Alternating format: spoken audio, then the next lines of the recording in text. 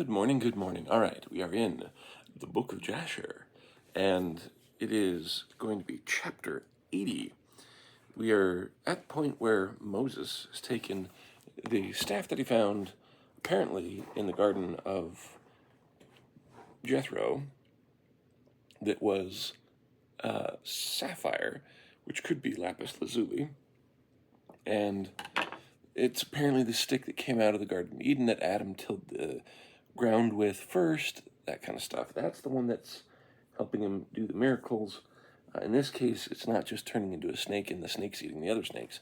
It turned into snakes, turned back into rods, and the rod of God ate the other rods of the magicians, being more miraculous.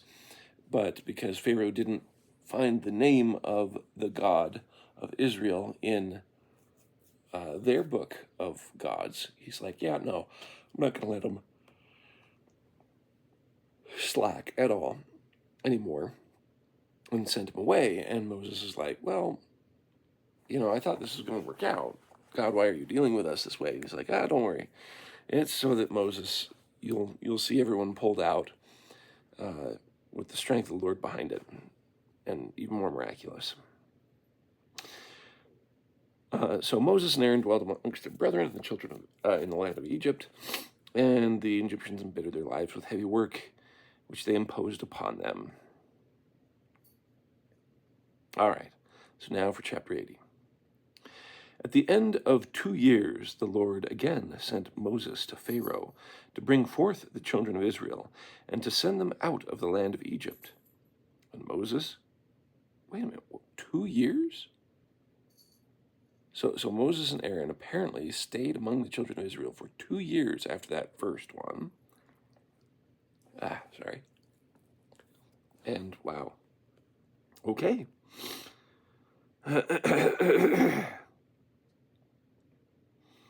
Moses, is this to make it the 12 years again, just like Joseph? I don't know. And Moses went and came to the house of Pharaoh, and he spoke to him the words of the Lord who had sent him. But Pharaoh would not hearken to the voice of the Lord, and God roused his might in Egypt upon Pharaoh and upon his subjects. And God smote Pharaoh and his people with very great and sore plagues. And the Lord sent by the hand of Aaron, and turned all the waters of Egypt into blood, with all their streams and rivers. And when the Egyptian came to drink and draw water, he looked into his pitcher and beheld all the water was turned into blood. And when he came to drink from his cup, the water in the cup became blood. And when a woman kneaded her dough and cooked her victuals, their appearance was turned to that of blood. And that's kind of a new addition. Everything is being dyed deep red. And the Lord sent again and caused all their waters to bring forth frogs. And all the frogs came into the houses of all the Egyptians. And when the Egyptians drank, their bellies were filled with frogs, and they danced in their bellies as they danced when in the river.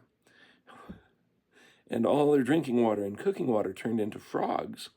Also, when they lay in their beds, their perspiration bred frogs. So this is the water turning into frogs, not just they had a plague of frogs. This is a really cool addition.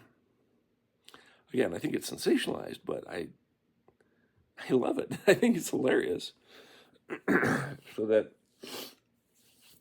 the water became frogs itself. So the water was blood, and then the water became frogs. Notwithstanding all this, the anger of the Lord did not turn from them, and his hand was stretched out against all the Egyptians to smite them with every heavy plague. And he sent and smote their dust to lice, and the lice became in Egypt to the height of 2 cubits on the earth. So, up to my hips kind of thing.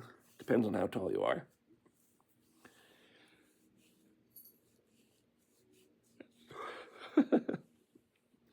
The lice were also very numerous in the flesh of man and beast, and all the inhabitants of Egypt, also upon the king and the queen. And the Lord sent the lice, and it grieved Egypt exceedingly on account of the lice. Does lice eat blood? I've never thought of that. I know no one likes it and that kind of stuff, but what do lice eat? So let me check. No, not live. Lice eat. Because I know it's found in hair. Oh, I didn't say what. What do lice eat?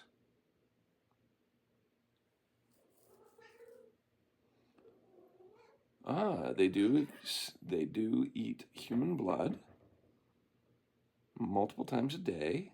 They do not eat hair, dandruff, or scalp skin. That's head lice. Chewing lice infects birds and mammals, not humans. Feed on skin, debris, fur, feathers, and secretions. Some consume blood. 3 to 6 times survive eating a day. Lice die within 1 to 2 days if they fall off the host and can't access blood. Interesting. Now, here's the thing. This is a word that is being used that has been translated into lice, and that's what we go with. Hi, kitty. Oh, you want to play? So, the lice could mean something else. It could be, well, we know it's not flies because they use that later on. It could be that it was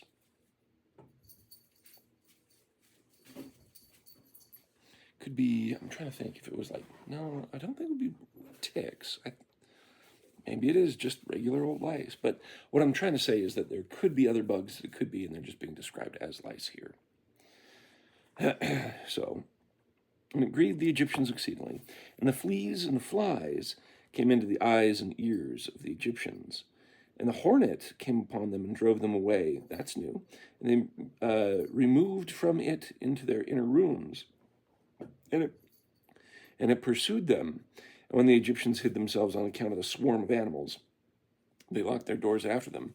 And God ordered the Sulanuth, which was in the sea, to come up and go into Egypt. What is a Sulanuth? I have never heard of a Sulanuth before. What is a space SULANUTH?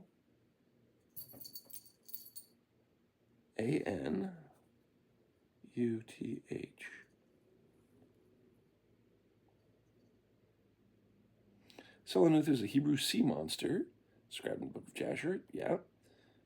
According to the text, Sulanuth was a massive creature with arms 10 cubits, 15 feet in length, climbed into Egyptian roofs, tore off the rafting and flooring, and used its arms to remove locks and bolts from houses. Wow. The creature is often interpreted as an octopus or squid due to its tentacle-like arms. Okay. And she had long arms, 10 cubits in length, of the cubit of a man. And she went upon the roofs and uncovered the rafting and flooring and cut them and stretched them forth, her arm into the house, and removed the lock and the bolt and opened the houses of Egypt.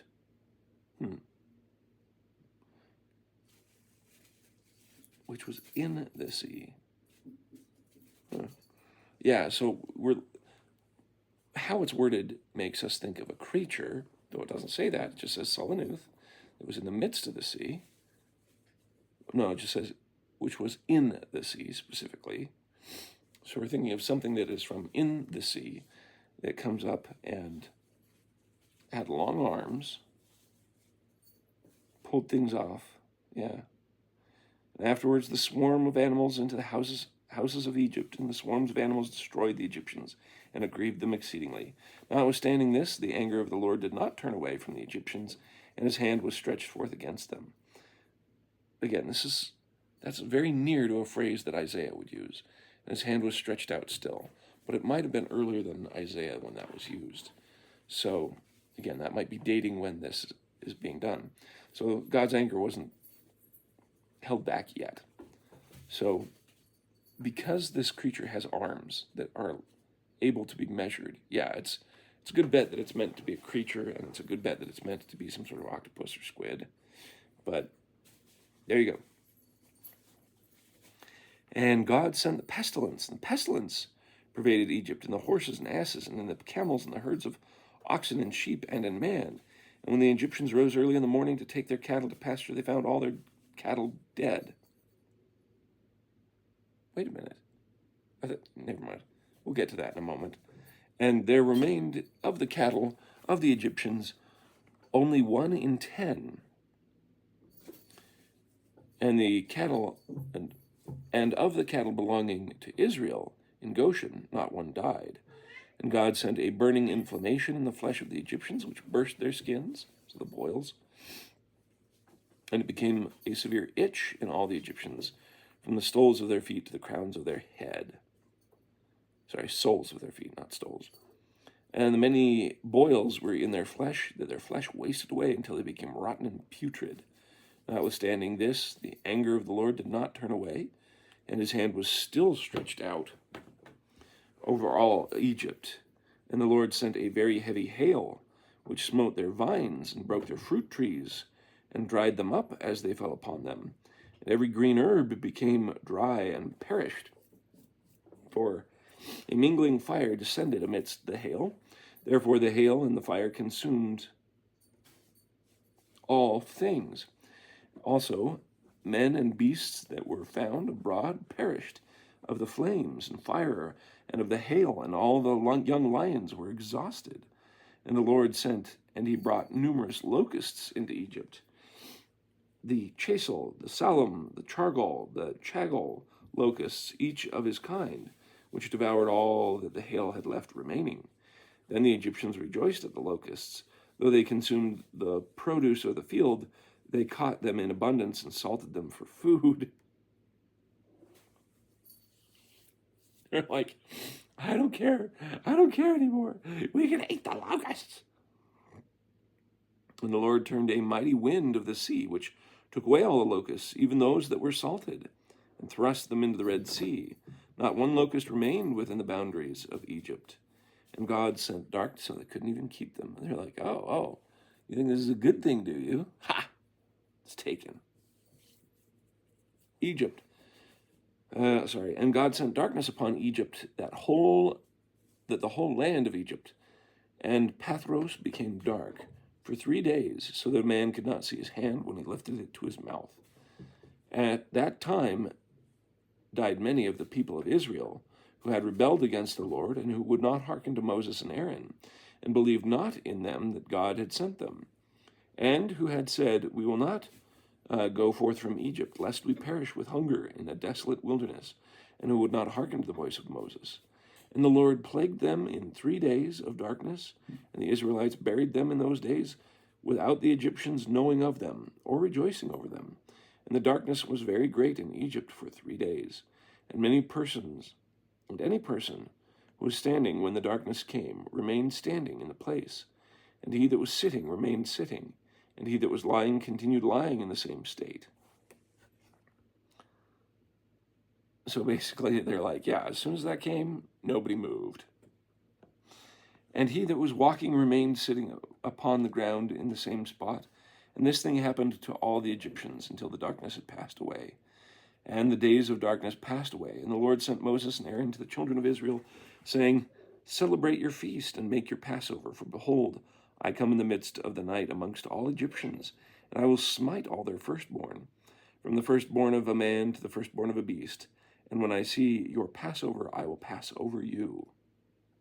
This is where I was scratching my head earlier, because if all this cattle died in a plague that came before, how is it the firstborn of the cattle also died? But it did say that 1 in 10 of them survived. So whatever's left of that, whatever's firstborn, is also going to die. Keepers, creepers. And it came to pass in the middle of the night that the Lord went forth in the midst of the Egypt and smote all the firstborn of the Egyptians, from the firstborn of man to the firstborn of beast. And Pharaoh rose up in the night, and he and all his servants, and all the Egyptians. And there was a great cry throughout Egypt in that night, for there was not a house in which there was not a corpse. Yeesh. Also, the likeness of the firstborn of Egypt, which were carved in the walls of their houses, were destroyed and fell to the ground. So anyone that kept the picture of their firstborn on the walls, well, that's gone now too. And all the Egyptians saw this evil which had suddenly come upon them. And all the Egyptians cried out with a loud voice, and all the families of Egypt wept upon that night, each man for his son, and each man for his daughter, being the firstborn, and the tumult of Egypt was heard at a distance on that night. And Bathia, the daughter of Pharaoh, the former Pharaoh, went forth with the king on that night to seek Moses and Aaron in their houses. And they found them in their houses, eating and drinking and rejoicing with all Israel. And Bathia said to Moses, "Is this the reward for the good which I have done to thee, who have reared thee and stretched thee out, and who hast brought this evil upon me and my father's house?" And Moses said to her, "Surely 10 plagues did the Lord bring upon Egypt. Did any evil accrue to thee from any of them? Did one of them afflict thee?" And she said, "No." And Moses said to her, "Although thou art the firstborn to thy mother, thou shalt not die, and no evil shall reach thee in the midst of Egypt." And she said, "What advantage is it to me when I see the king, my brother, and all his household and subjects in this evil, whose firstborn perish with the firstborn of Egypt?" And Moses said to her, "Surely thy brother and his household and subjects, the families of Egypt, would not hearken to the words of the Lord. Therefore did this evil come upon them." And Pharaoh, king of Egypt, approached Moses and Aaron and some of the children of Israel who were with them in that place, and he prayed to them, saying, "Rise up and take your brethren and all the children of Israel who are in the land with their sheep and oxen, and all belonging to them. They shall leave nothing remaining. Only pray for me to the Lord your God."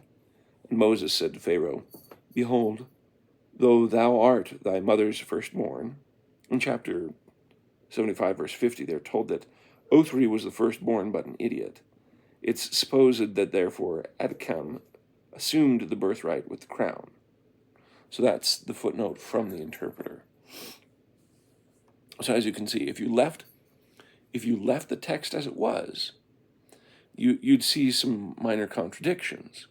This is the problem that people have with any kind of scripture being completely infallible, is that if they see the world through that kind of stringency, they think, well, we should just throw it out. There's no good in it. I'm like, are you kidding me? At least it's a product of its time whenever it was written. It's something that you can sit there and ponder, okay, why did they embellish the stories in Genesis more when this was written? And why would they embellish it? Another thing that you can ponder from this is the stories themselves.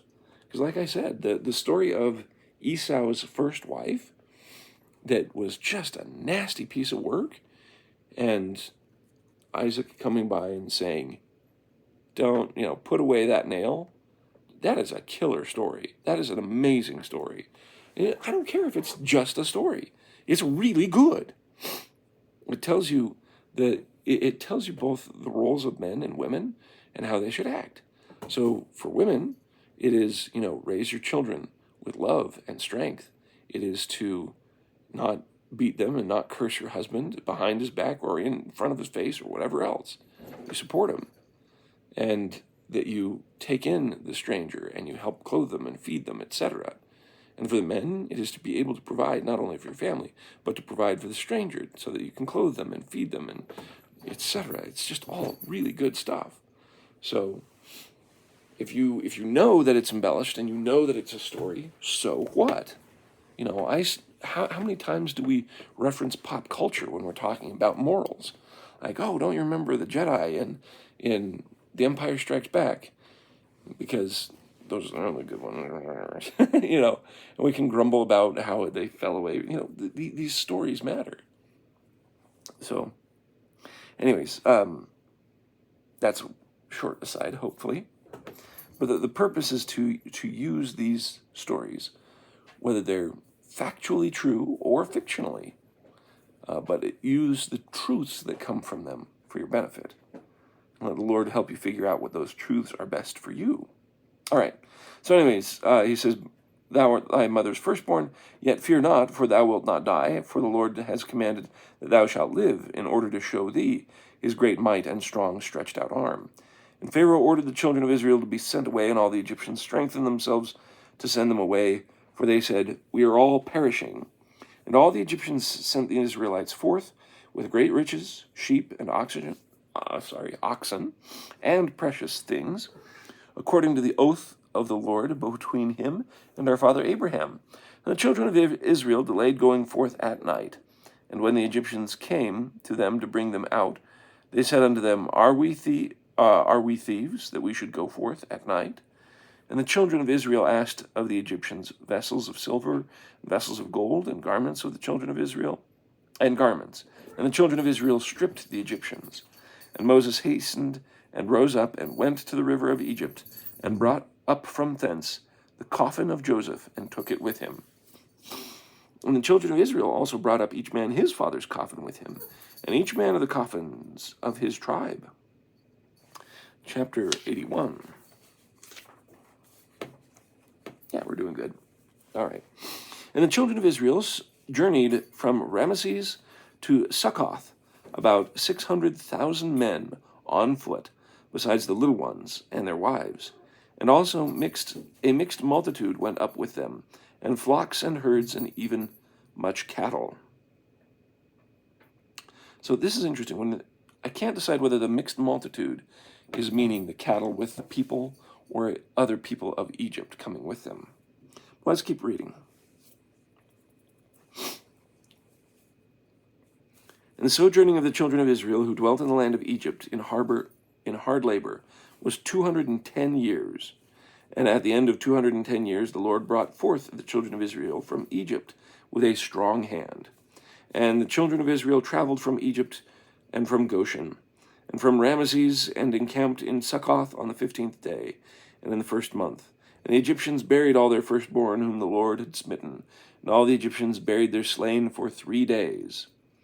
And the children of Israel traveled from Succoth, and encamped in Etham, and at the end of the wilderness. And on the 3rd day, after the Egyptians had buried their firstborn, many rose up from Egypt, and went after Israel to make them return to Egypt. For they repented that they changed their mind, that they had sent the Israelites away from their servitude. You really want to keep that on your back again? And one man said to his neighbor, Surely Moses and Aaron spoke to Pharaoh, saying, We will go 3 days' journey in the wilderness, and sacrifice to the Lord our God.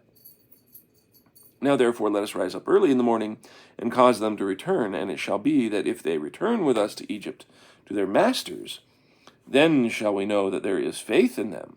But if they will not return, then we will fight with them, and make them come back with great power and a strong hand. You've just had how many die in Egypt? Okay. And all the nobles of Pharaoh rose up in the morning, and with them about 700,000 men, so 100,000 more than what they have. But of course, the children of Israel are women and children. And they went forth from Egypt on that day, and came to the place where the children of Israel were. And all the Egyptians saw and beheld Moses and Aaron, and all the children of Israel were sitting before Pihahiroth, eating and drinking and celebrating the feast of the Lord. And all the Egyptians said to the children of Israel, Surely you said we will go and journey for 3 days in the wilderness and sacrifice to our God and return. Now therefore this day makes 5 days since you went. Why do you not return to your masters? And Moses and Aaron answered them, saying, Because the Lord our God has testified in us, you shall no more return to Egypt. But we will betake ourselves to a land flowing with milk and honey. And the Lord our God had sworn to our ancestors to give, as the Lord our God had sworn to our ancestors to give to us. And when the nobles of the Egypt saw that the children of Israel did not hearken unto them to return to Egypt, they girded themselves to fight with the Israel. And the Lord strengthened the hearts of the children of Israel over the Egyptians, that they gave them a severe beating, and the battle was sore upon the Egyptians. And then all the Egyptians fled from before the children of Israel, for many of them perished by the hand of Israel. And the nobles of Pharaoh went to Egypt and told Pharaoh the saying, The children of Israel have fled, and will no more return to Egypt. And in this manner did Moses and Aaron speak to us. And Pharaoh heard this thing in his heart, and the hearts of all his subjects were turned against Israel. Now, this I do appreciate, because in the original Genesis account, it was like, look, they kept negotiating, right? Moses and Aaron kept saying, hey, we want to go out and serve the Lord. And Pharaoh's like, yeah, no, you can't go out and do one feast a day. And then the plagues got worse, and they're like, all right, now we're going to go out 3 days and do a feast. And Pharaoh's like, well, okay, fine, you can do that, but just only the men, so that way you return. And they're like, nope, not good enough. More plagues come. Yeah, we're going to go out 3 days. We're going to have a festival. We want all the women and the children. It's like, you can have everyone except the women or except the children or something like that. And I was like, nope, not good enough. More plagues come. And they're like, so that's the Genesis account. This account is more interesting in the fact that it explains that when they were leaving, I think at the end of Genesis, he's just like, get out, stay out. I don't even want you here anymore. Don't come back, kind of thing. Like, he tells them to leave. Actually, let me see what he says. Let's make sure I got that right. So let's go to Exodus. Scriptures, Old Testament, Exodus. Let's go 10. Plague of locusts. Departing Israelites authorized to ask for jewels and gold from their neighbors. Puts a difference. Okay. Passover feasts. Israel is thrust out of Egypt after 430 years, which apparently is the counting from the promise made to Abraham or Israel. Remember how there's the long and the short counting? Jasher counts short from the time they actually go into Egypt, where apparently Genesis counts long, but we'll see. So the Lord spake unto Moses and Aaron, saying, this month shall be your beginning of months, shall be the first month of years. Speak to the congregation. In the 10th day of this month they shall take to them every man a lamb. Let's see here. Keep it into the 14th day of the same month. Kill it. Pacify it. Put it. I'll pass through the land of Egypt. Okay, Lord will pass through. Middle of the night. And called Moses and Aaron, saying, rise up, get you forth from among my people. Go, both ye and the children of Israel, go and serve the Lord as ye have said. Take your flocks and your herds. Okay. Ramses, okay. Mixed multitude. So this mixed multitude. A blending of many other peoples. Okay. So at least in Hebrew, according the mixed multitude is different people, not just the cattle.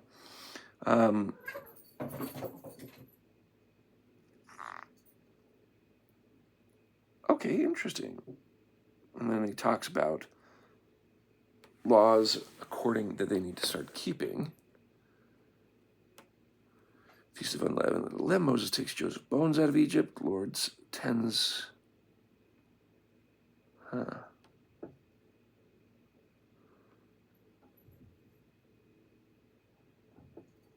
Okay. Israel goes out of Egypt.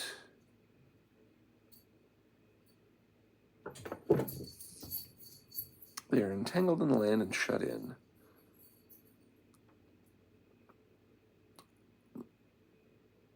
People fled, chariots. They were hardened. It just says that they hardened their heart and pursued after them. And, okay. Yeah, so basically they said, yeah, you can go and serve the Lord.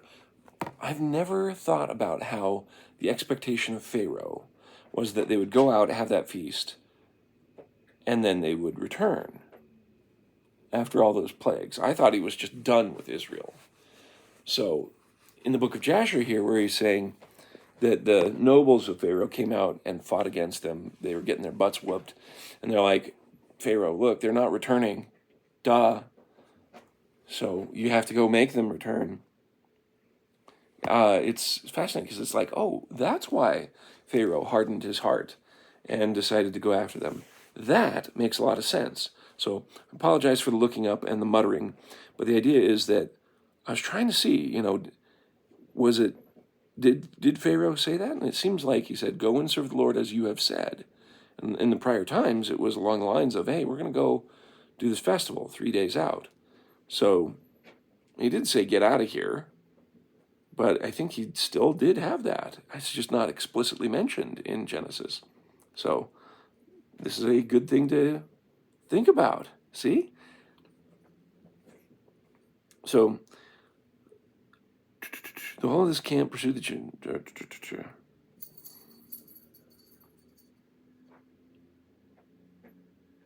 So they strengthened them. The nobles of Pharaoh said, they're not coming back. And Pharaoh heard this thing in his heart, and the hearts of all his subjects were turned against Israel.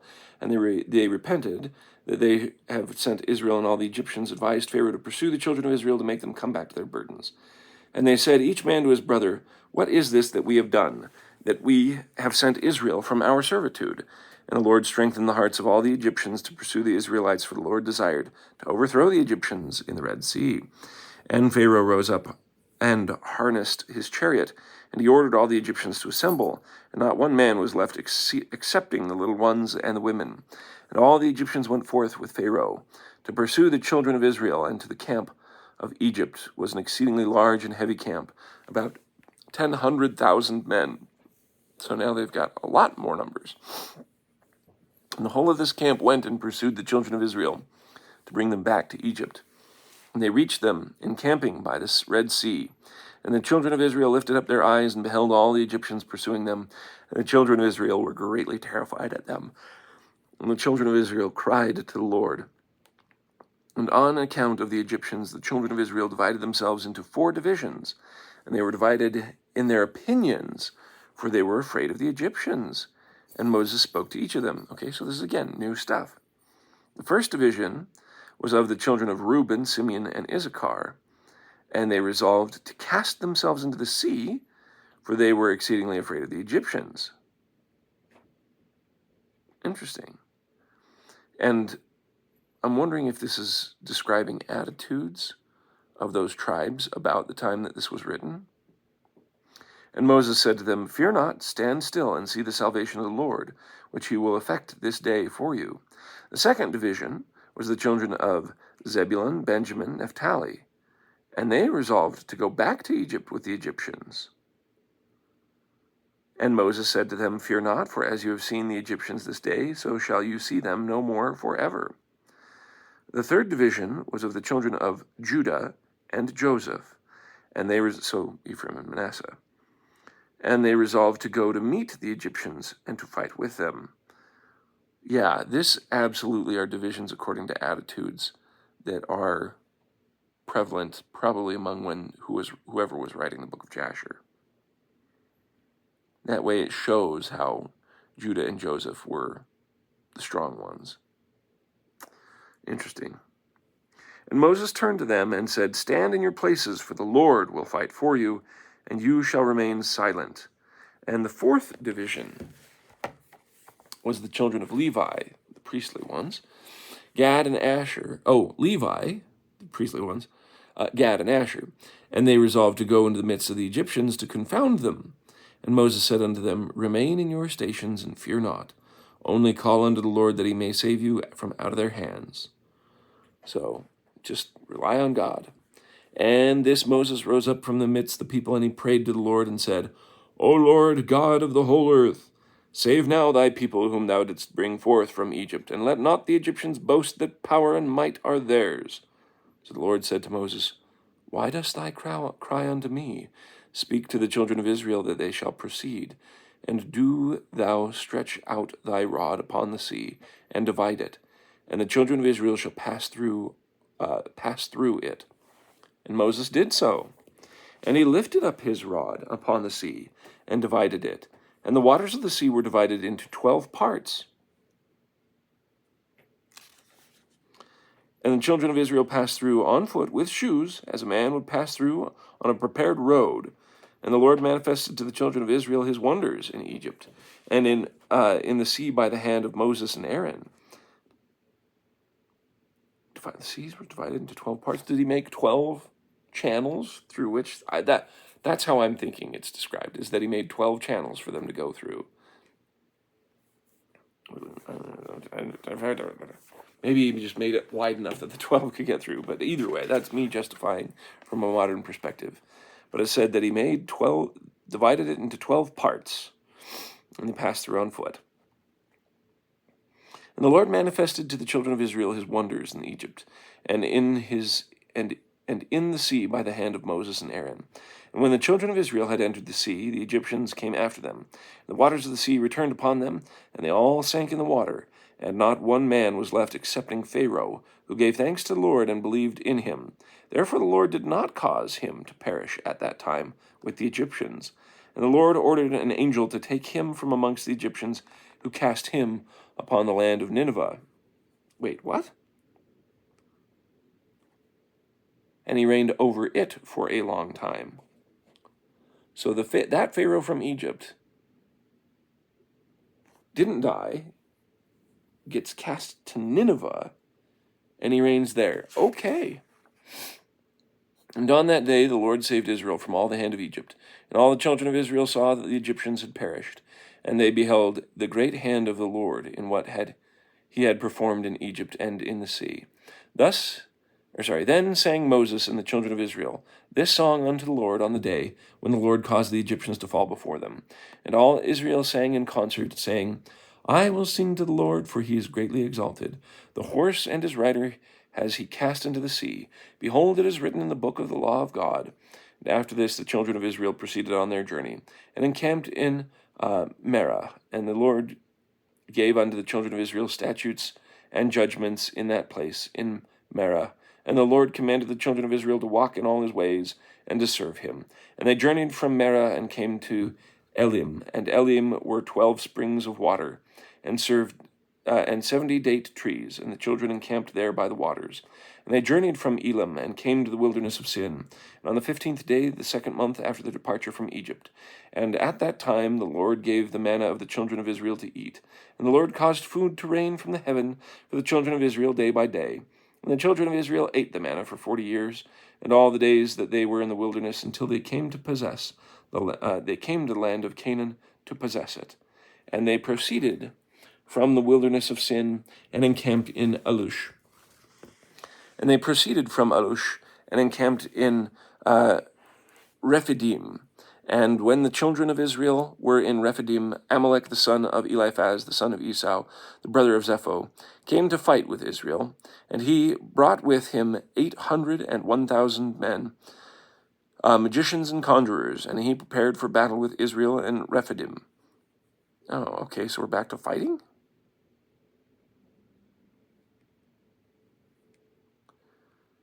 So Eliphaz, the son of Esau, so another descendant of Esau, brother of Zepho, that was one of the guys who reigned around this region, came to fight with Israel, 800,000 men, magicians and conjurers. All right, and they carried on great in the severe battle against Israel, and the Lord delivered Amalek and his people into the hand of Moses, and the children of Israel into the hand of Joshua, the son of Nun, and Ephrathite, the servant of Moses. And the children of Israel smote Amalek and his people at the edge of the sword. But the battle was very sore upon the children of Israel.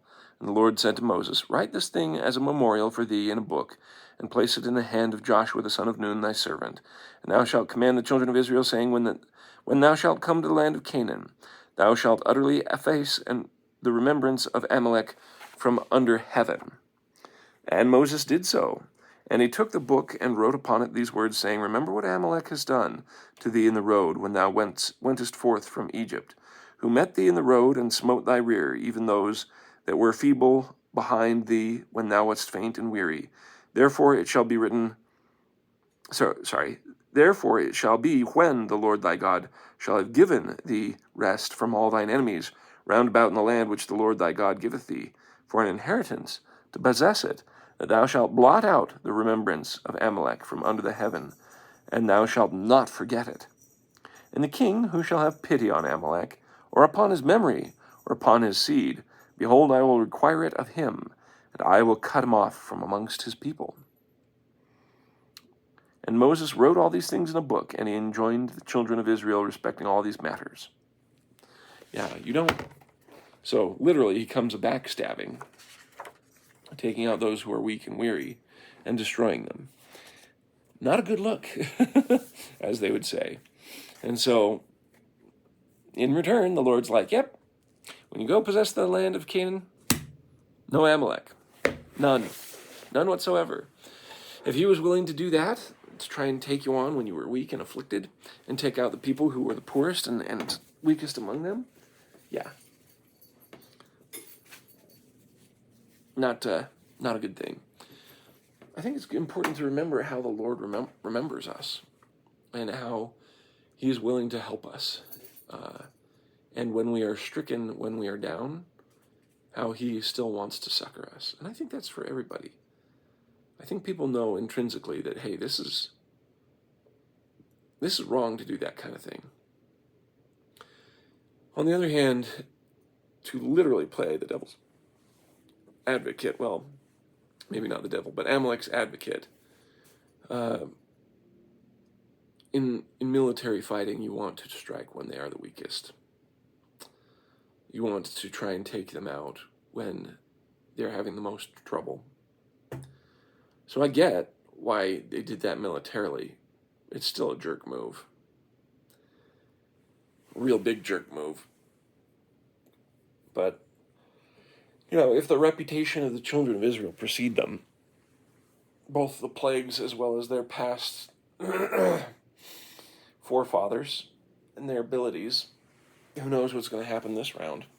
It seems like the children of Israel by this time has weakened to the point of being regular people besides the Lord fighting on their side. So, I don't know. I hope, moreover, that besides the sensationalized stories, that the Spirit of God is with you to parse from these pages the things that are morals, that are stories, that are important pieces of information that you find worthwhile, that you find an understanding from.